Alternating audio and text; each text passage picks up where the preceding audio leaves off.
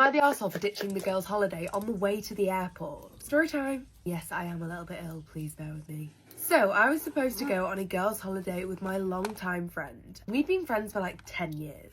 And we will call my best friend Amy. So it was going to be me and Amy and then this other girl, who we will call Lucy. And listen, I was really excited to meet Lucy. Heard great things from my best friend. It was going to be great. So Amy and Lucy actually only live about 3 hours away from where we were going to go on holiday. So they said that they were going to drive. And they asked me if I would go with them. So I would go to their house and then they would drive to the holiday destination. This literally made no sense for me because I could fly there quicker than I could drive to where they live. So the day before we are gonna get there, Amy sends me a link to this museum and she tells me that I need to book the tickets. She's like, me and Lucy have already booked our tickets, so you just need to book yours now. And they had booked their tickets for like, I think it was like 11:30. However, when I went on the website, they only had 8:30 in the morning available. So I was just like, whatever, I'll just do something else, you guys can go, because I wasn't too arsed about going to that museum anyway. Amy had done the majority of the booking for this trip. She'd done all of the accommodation, etc.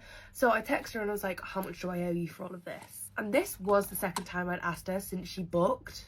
To be fair, I didn't really have much of a role in doing much of the booking. They did most of it, so I just assumed that I would send them my part when the time came, when they asked for it, and they never did.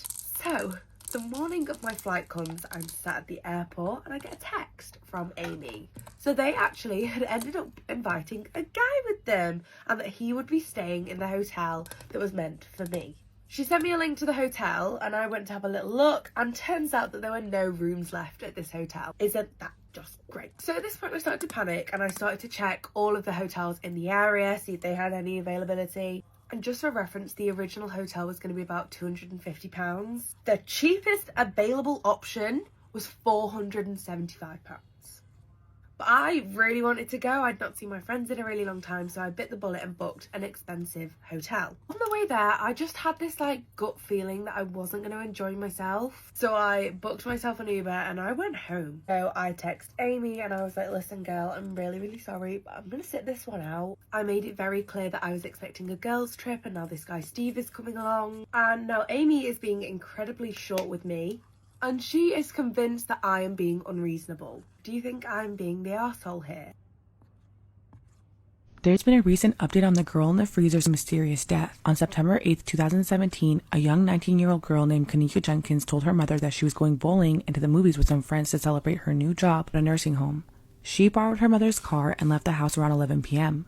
This would be the last time Teresa Martin would see her daughter alive. It turns out that Jenkins went to a hotel party on the 9th floor of the Crowne Plaza Chicago O'Hare Hotel in Rosemont, Illinois. Security footage showed the group entering from the side entrance around 1 a.m. During the party, Jenkins' friends are sharing videos on Snapchat and some of them are even live on Facebook. But it was clear that the girls were not happy. Males were aggressively flirting with the girls even after being told to back off. Around 1:30 a.m., Jenkins sends a text to her sister. This was the last time any of her family members would ever hear from her again. Around 3 a.m., the girls decided to leave the party.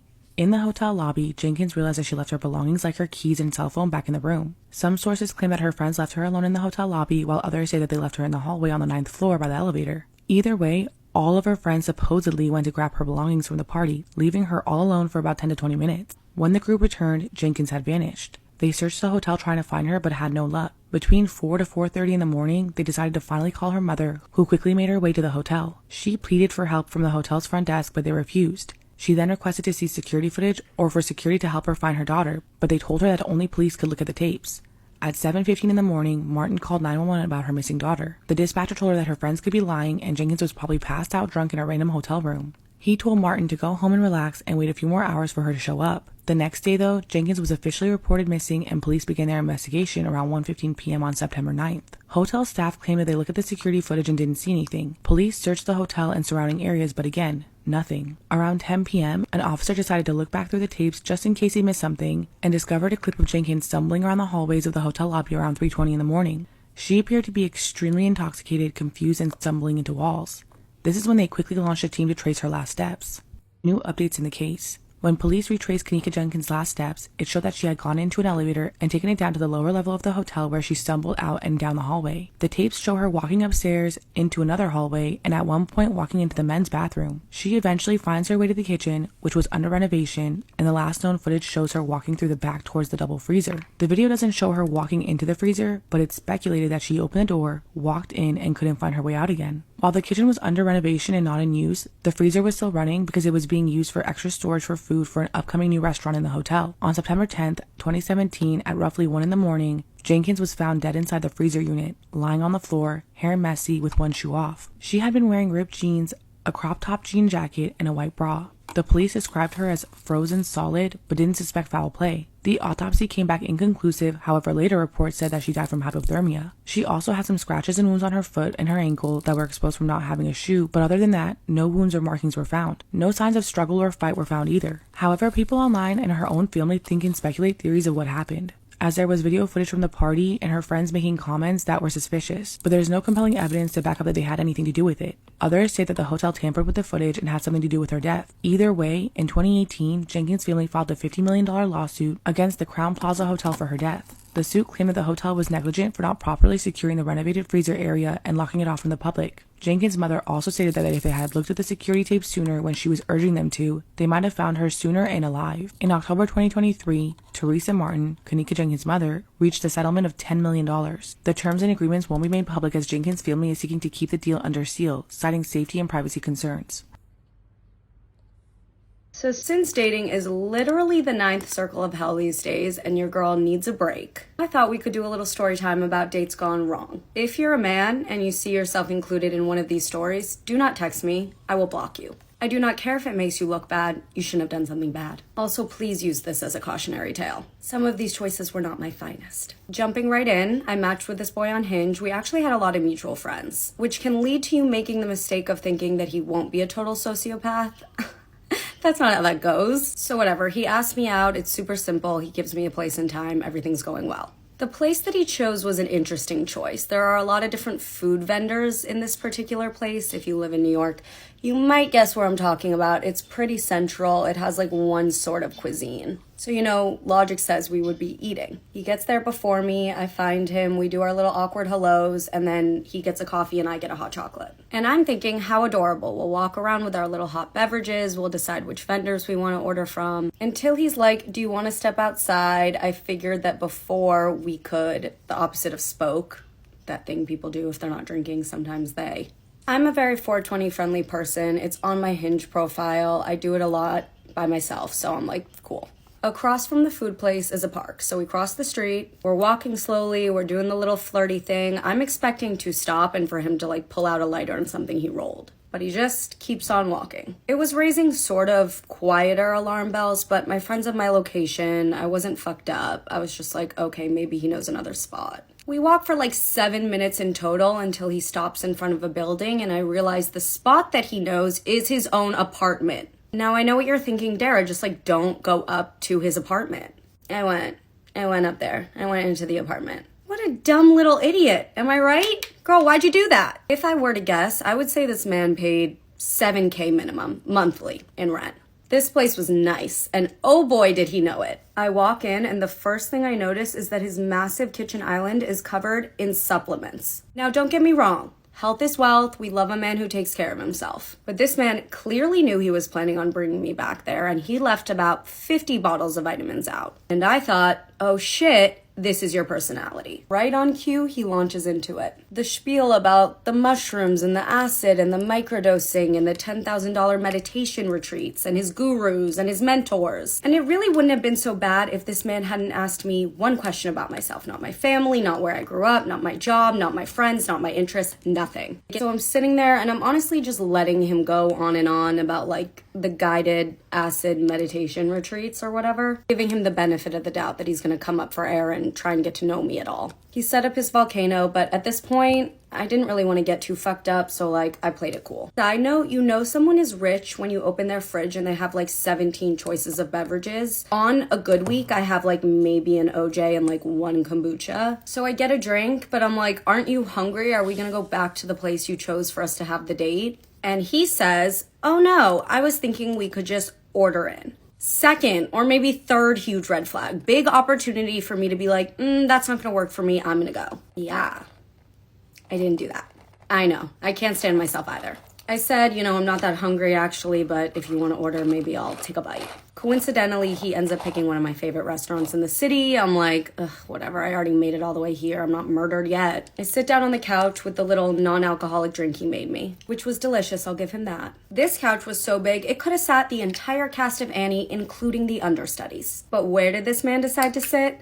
In my fucking lap. So here I am basically being used as a McDonald's booster seat. It's just way too close to me. He asks me if I like TV or movies, and I'm like, yeah, I'm a big movie girl actually. And he says, oh, I know the perfect movie to put on. This is the movie that he puts on. A movie starring Snoop Dogg and Wiz Khalifa, ripped straight from the 2 a.m. slot on Comedy Central, featuring two men in their 30s pretending to be 16-year-olds who smoke and go back to high school, featuring like women in lingerie. I've never seen a man laugh harder at a movie. And then out of absolutely nowhere, he turns his face to me, grabs mine, and kisses me. Up until this point, I had felt moments of discomfort, but now I felt icky and unsafe. Right on time, the food shows up. He sets the food up on the coffee table. He's like watching the movie and is digging the fuck in. He doesn't say one word to me while he's eating. And at this point, I'm texting all my girlfriends like, I need you to call me, give me an out, I need to leave right now. I don't even think it can get any worse. And then he takes the cushions off of his incredibly nice couch and he puts them on the floor. He musters up all the audacity in his body and he says, oh, this will be more comfortable. Why don't you lay down with me? At this point, my car is ordered. I am plotting my great escape, but I'm also in his home. I'm a little afraid, so I laid down. Be better than me. Do not do that if you are ever uncomfortable. It takes him about 2 seconds to reach over my body, grab my ass, and start kissing me. I have never jumped up faster. I told him I had to go, and he slipped his hand in my back pocket as I side-hugged him goodbye. So here's a little story time of when I went viral at 16 and then again 4 years later. Now, if you're British, you will have heard of BG Media. So I'd say I was around 14, 15 when I used to watch it. I used to rap along like probably a lot of people did. I never really took rap seriously. It was just a thing I used to do. Just like a Nicki Minaj song, you'd rap along to it. So when I was 16, I ended up going through a breakup and I ended up writing some bars for my ex-boyfriend. Obviously, as a joke, wasn't gonna like post it anywhere, or it was just a laugh. But my friends at the time were like, it actually sounds good, that. Anyway, fast forward a few weeks, months even, a new girl appears on BG Media. Now, I'm sure you all know who I'm talking about. But if you don't, Sophie Aspin. So anyway, I'd seen this new girl on BG Media and was like, really spontaneously, I was just like, I'm gonna send for this girl. Now, this was purely a laugh. I wasn't trying to like cause any beef or anything. It was just a laugh, a bit of entertainment. So anyway, I wrote my bars. And then I got in touch with the owner of BG Media and I messaged him and I said, I'm going to send for Sophie Aspin. I've got some bars here, blah, blah, blah. Obviously, he jumped at the chance because he knew that it would blow up. So this all happened really quick. In the space of like 24 hours, I'd say. I'd wrote my bars, then messaged the guy the day after I was in the studio recording it. After I recorded it, I obviously did a video for it as well. Well, KFC was then brought into the situation. I'm not mad about it because really it's worked in my favour. The song is what it is because of where it is and just how I am really in the video. Now, if you don't know what video I'm talking about, here it is. Just casually wafting a fish around in Lidl, as you do. I did the video. The guy said that he would send me a preview of the video before it got uploaded. That never happened. The video got released. I saw it for the first time ever on YouTube and I was just like, wow, I do not like this video. I don't like how I look, blah, blah, blah. So I asked him to remove it, which I'll give credit, he did remove it. So people were obviously geared up for this video. People knew it was coming out. So they was really quick and they ended up reposting the video. so it was out there. There was nothing I could do. The video got a lot of views. It got a good few million views, and they basically got the money out of it, not me. Now, things do happen for a reason. Everything happens for a reason.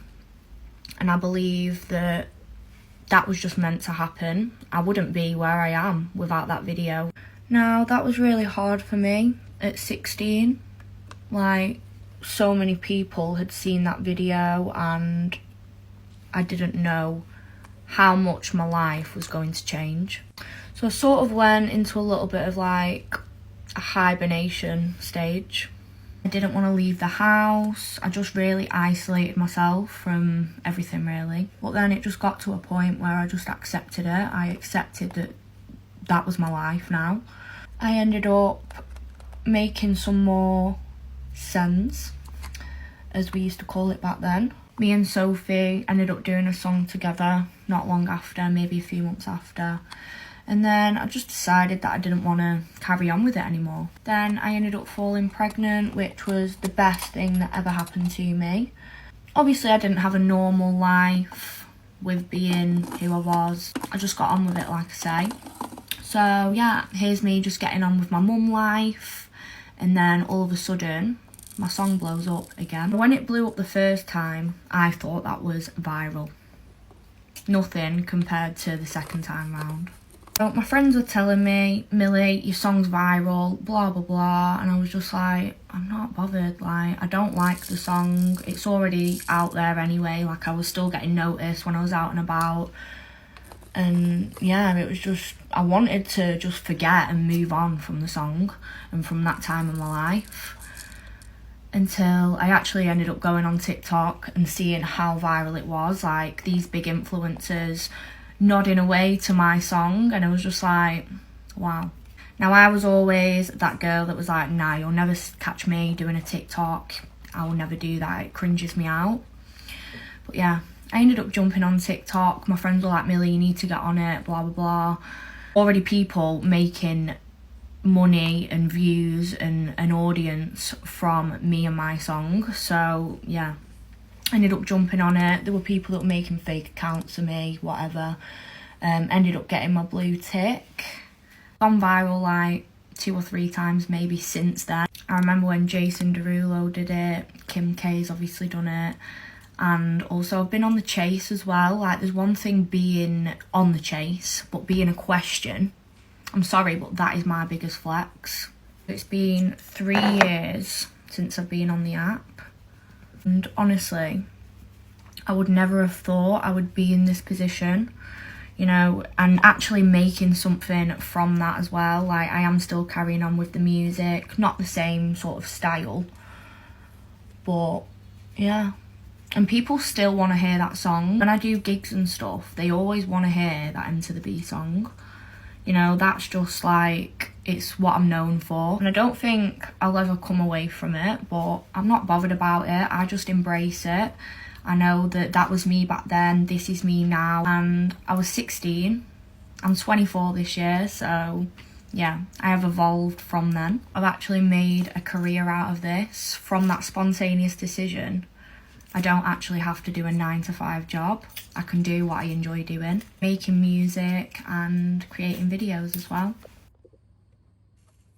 Get ready with me to go see my dad for the first time in I don't know how long. I thought this would be the perfect time to just open up to you guys a little bit about my home life, because I know that you guys can be a little confused sometimes. I'm going to try my best not to trauma dump in this video, because I honestly just want to talk about it for other people that may be experiencing it. Because whenever I was experiencing it, I had no one to like look up to, especially like influencer wise. So let's just talk a little bit about myself growing up, first of all. I know it may come as a shock to some of you guys, but my parents actually were together at some point. They actually ended up divorcing when I was, I think, in like 6th grade. But just because they were legally together does not mean that they were actually like really together. Way before the divorce was even finalized, we were living in between 2 houses. My mom and I would live at my grandparents while my dad lived here, and then we would kind of swap every once in a while to where my dad was living with my grandparents and my mom and I were living here. And this was because my dad is actually an alcoholic. And I know some of you guys may know that just from some of the TikToks I've posted, but I've never actually come out and actually talked about it. So this feels a little bit weird. Anyways, at this point in our lives, it had gotten pretty bad. He actually lost his license when I think I was 9 years old. We were taking him to work every morning, which was literally an hour away at 3 a.m. and then I would come back home and go to school after that. So at this point, I think my mom just kind of decided enough was enough, so they finally got a divorce. And to be fair, I really have no memories of my parents actually being together and like in love or something. They might have been when I was a baby, I don't know. All I know is that my mom was taking care of me while my dad was, Now that we're at this point in the story, I do just want to say that I don't like actually just blame my dad for everything. I know that he has a disease and it wasn't his choice, so just wanted to get that out there. Also, by the time they were divorced, I was old enough to realize what was finally going on. Granted, you might have thought that I was upset, but I was actually happy that they finally got divorced. I don't remember when my dad moved away, but he ended up moving away and getting his own apartment, and I was supposed to go see him like every once in a while. But I actually decided not to because at this point we didn't really have like a relationship. I hadn't really lived with him in a while, so it just didn't feel any different. Plus my mom, grandma, and grandpa had been raising me forever at this point, so it just felt normal to have these 3 people as my family. Also, no, he wasn't really paying much, you know what I mean? I just kind of stayed with my mom and my grandparents, and that's how I was raised. And there's absolutely nothing wrong with that. I used to be a little bit embarrassed by it as a kid just because I was growing up in a Catholic school where everyone's parents were basically together, and I was able to see that my mom was getting treated differently because of the divorce and I was getting treated differently because of my parents. So if you're someone that grew up with me or went to high school with me, this is what I was going through during all that time. And like I said, I don't want to get into like the nitty-gritty and the trauma related stuff, but I did just kind of want to give you guys an overview and a little bit of an explanation as to what my life is, because I'm starting to see a lot of comments talking about like, oh, like her life is so perfect, like is this what it's like to grow up with a perfect family? Like, no, it's not. It's also really hard to talk about my major without going into this, so that is why I'm actually a psychology and addiction and recovery studies major. I just want to help people like my dad or like my family because we didn't have much help during those times. Also, the stigma that is out there with families like mine is just actually kind of insane, so I just want to erase all of that. Now, ironically enough, I am getting ready to go see my dad, which is kind of scary. Like I said, I don't really remember the last time I saw him, and when I see him, it's like once every year, every 2 years-ish.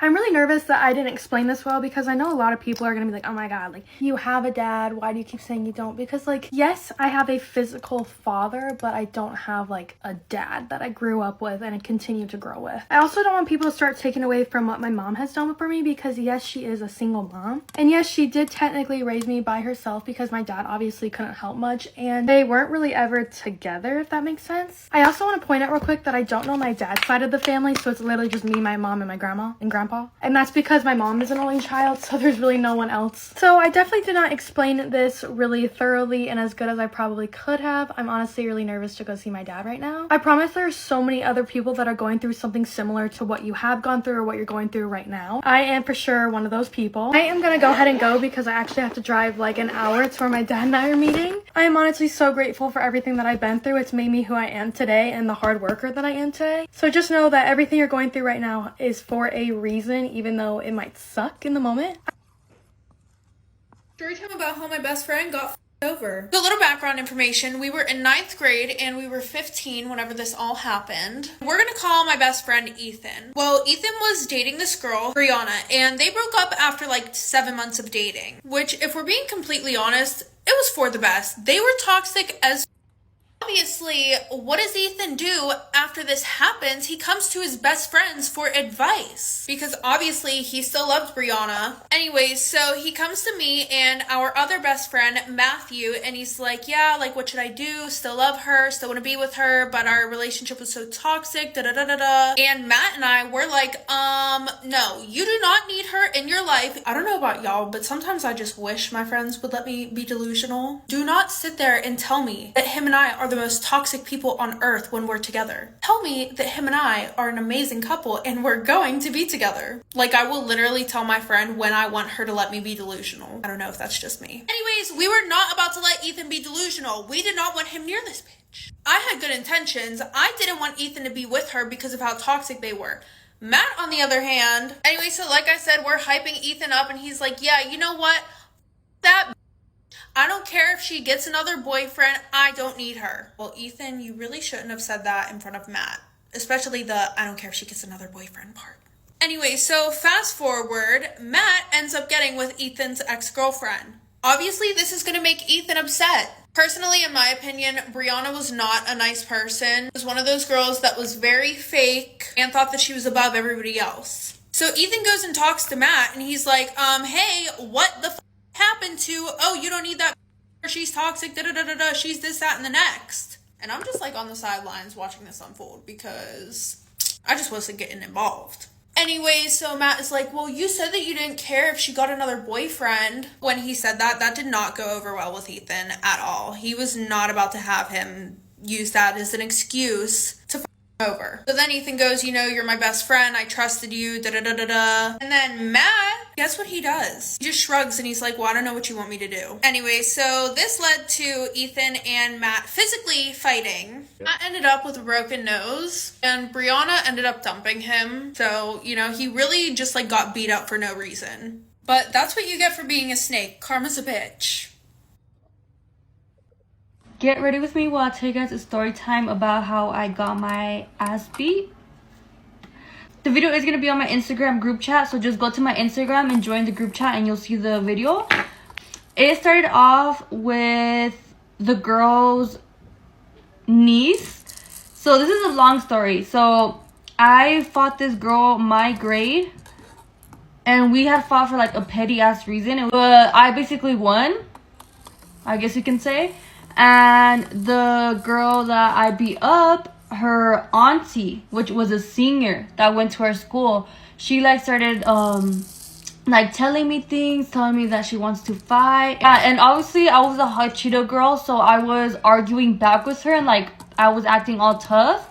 I was walking to my locker after school and tell me why she comes up to me and she just starts fighting. And she had like an annoying ass friend. You guys will see in the video. But that friend was like, beat her ass, beat her ass. I was like, bruh. So we were fighting and we were literally standing up. And obviously we're like hitting each other, but we're standing up. So there's really no way someone could win when just standing up. And I actually like pull her to the lockers and I start like slamming her. But then obviously she gets away.